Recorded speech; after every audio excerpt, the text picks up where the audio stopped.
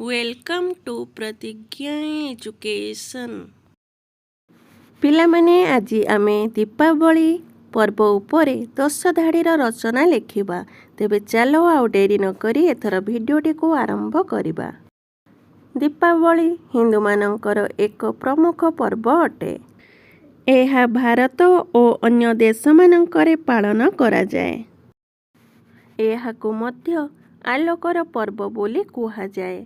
दीपावली प्रत्येक वर्ष कार्तिक मास अमावास्या पालन करा जाए। एही दिन भगवान श्रीराम लक्ष्मण और माता सीता 14 वर्ष वनवास समाप्त करी अयोध्या फेरीथिले। सेमानंकु स्वागत करिया पई अयोध्यावासी निज निज घरे दीप जालिथिले। से दिन ठारू एही दीपावली पर्व पालन होई आसुअछि। एही दिन लोकमाने माता लक्ष्मी और भगवान गणेशंकर पूजा करती। दीपावली दिन घर दुकान बजार आदि दीप फूल और रंगोली रे सजा जाइथाए। एही दिन समस्ते नुआ पोशाक पिंधती। पिलामाने एकाठी होई अनेक प्रकार बाण फुटाती।